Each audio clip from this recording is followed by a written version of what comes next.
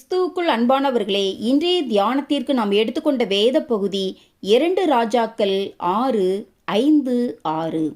ஒருவன் ஒரு உத்திரத்தை வெட்டி வீழ்த்துகையில் கோடரி தண்ணீரில் விழுந்தது.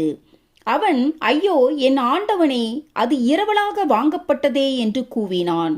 தேவனுடைய மனுஷன் அது எங்கே விழுந்தது என்று கேட்டான். அவன் அந்த இடத்தை காண்பித்தபோது ஒரு கொம்பை வெட்டி அதை அங்கே எறிந்து அந்த இரும்பை மிதக்க பண்ணினான். கோடரியானது கைப்பிடியிலிருந்து கலன்றி விடுமாயின் அதனால் அதன் எஜமானுக்கு எந்த ஒரு பயனும் இல்லை. அதுபோல கோடரியாகிய நாமும் கைப்பிடியோடு சேர்ந்து அதை பற்றியிருக்கும் வரை மட்டுமே, அதாவது நாம் தேவ சித்தத்தின் மத்தியில் தங்கியிருக்கும் வரை மட்டுமே எஜமான் உபயோகிக்க தகுதியான கருவியாக நாம் இருப்போம். ஆகவேதான் கர்த்தர் எந்த ஒரு ஊழியத்துக்கும் ஒரு நபரை தெரிந்தெடுக்கும் போது தம்முடைய சித்தத்தை செய்யக்கூடிய ஒருவனையே தேடுகிறவராய் இருக்கிறார்.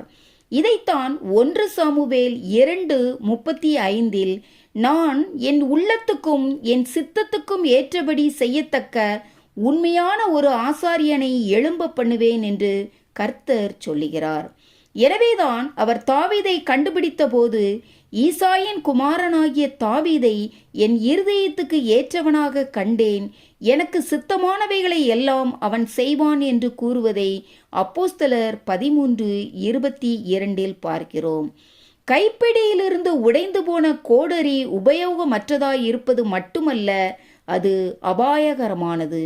இதனால் அது எளிதாக ஒருவரை வெட்டவோ அல்லது கொல்லவோ கூடும். அதுபோல நாமும் முரட்டாட்டம் பண்ணி தேவ சித்தத்துக்கு விரோதமாக செல்லும்போது அது அபாயகரமானது.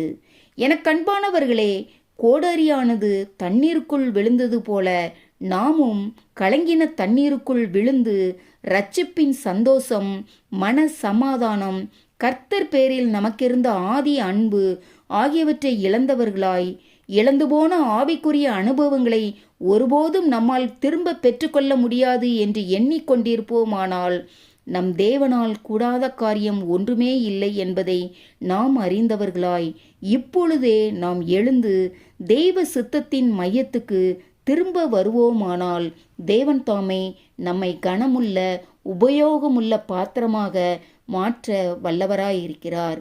ஆமேன். அல்லேலூயா.